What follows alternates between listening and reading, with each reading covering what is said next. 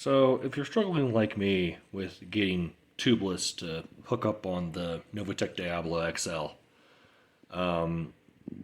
there's a couple of tricks over the roughly 2 years that I've had these rims that I've learned in countless hours of struggle trying to get these things to seal up. So, the first thing that I noticed works really well is you can see it's a little bit ugly the way that I did this particular one.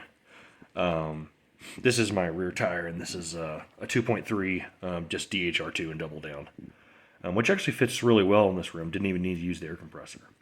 But the first thing that I do is use Gorilla Tape, and I clean the rim really thoroughly and just stick Gorilla Tape. And I use the wide Gorilla Tape so that it overlaps on both sides, like this.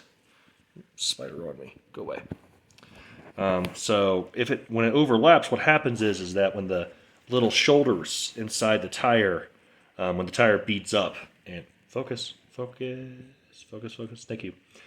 The little notches kind of click into place, and it clips into place on top of the Gorilla Tape. Like, I'm just going to use an X-Acto knife and cut this excess off, and basically that really helps create the airtight seal, because the weird thing about these rims is that they are offset, as you can see.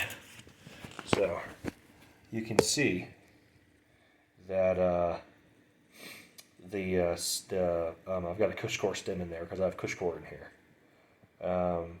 And you can see it's offset on the rim. It's a little bit more toward the right, toward the labeling on the tire there. And that does help the rim be pretty strong for what it is. Like, these are really durable. I weigh 250 pounds, and I ride a Pivot Firebird with 173 mil travel in the rear and 180 up front. So, and these rims hold up really well to pretty much everything. But man, it's a hell of a time getting these things to speed up. As you can see, this is actually leaking air a little bit. And the reason I've discovered isn't because my original thought was with this little O-ring, because of the way the rim is offset and the way they decided to drill the hole, I thought that maybe this wasn't getting a seal. Well, it's actually not the stem. The stem and the little O-ring that clamps right here doesn't really have much to do with the seal. I mean, yes, you want to get it about finger tight, but no matter how tight I would get it, it would still continue to leak. And the reason for that is because it's the actual tape inside. And I think these rims are slightly bigger than 27.5. Like, I don't know what it is, but tires, it is a pain to get the tire to flip over. And what happens is that, that's what you can see on this side. See how it's not really, there's no Gorilla Tape overlapping on this side? That's because when I put the tire on, and because of the way how tight the tires sit on the rim, it actually pushes the tape down into the little valley right here. And unlike an i9 wheel, oh, hey chipmunk, oh. Hey buddy, you have an audience. Yeah, you can learn too, chipmunk. Anyway, so unlike an i9 wheel, which is solid metal on the inside, you don't even need rim tape with an i9 wheel, which is, oh my gosh, it's awesome, let me tell you. Because the rim tape just messes everything up, because it gets pushed down by how tight the tire needs to sit on the rim, and it gets pushed down in this little valley. It's no longer airtight. So I got to take the tire off and kind of dig in there with the tire lever and get it to push out. And that is why the you can see it bubbling, and that is why this leaks, because there's air getting trapped, probably from over there, going around inside the rim and coming out there. It has pretty much nothing to do. This up here is airtight. It's the air going down into here that's causing the issue.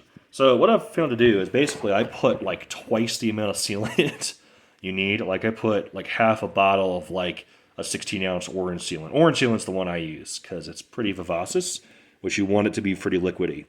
And what I do is I let all the sealant pool to the bottom like that, and then I really quickly flip it. And what happens is that, yes, most of the sealant kind of runs down and pools on the bottom of the tire like it's supposed to. But some of it comes down below the cush core and gets in this little valley. And this is kind of where I suspect that it's leaking.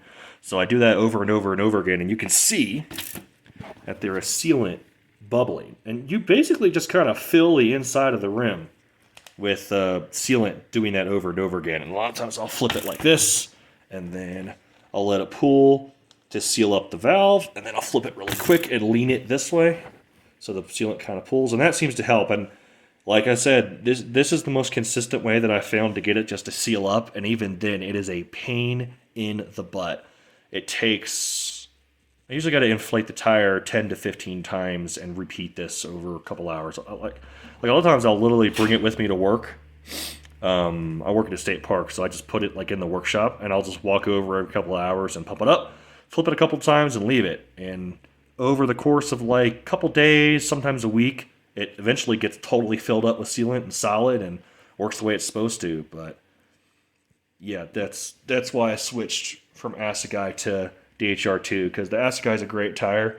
It's sticky as hell, but the rolling resistance is disgusting.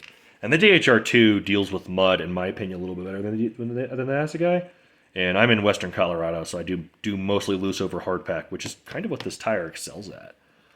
So putting something on that I don't have to switch for like 2 years. When this tire is down to the rubber is when I will get another tire, because I try to do this maybe once a year. It's that much of a pain. But everything else about the rims are great. They're really durable, and I like them a lot. But in case you were struggling like me, that's what I've done. I've even taken it to shops, and the guy at the shop was like, "We don't know what to do with this," and just gave it back to me. And I've taken it to multiple shops, some really, really high-quality shops. And there was one shop called Ruby Canyon Cycles down in Grand Junction that worked on this for a couple hours, and the head mechanic got me hooked up. And this is kind of what he let me know how to do. He said it's really weird on the inside. So basically I've been using Gorilla Tape and lots of sealant. So that's my quick tips on this particular rim setup. And I hope you find it helpful in some way.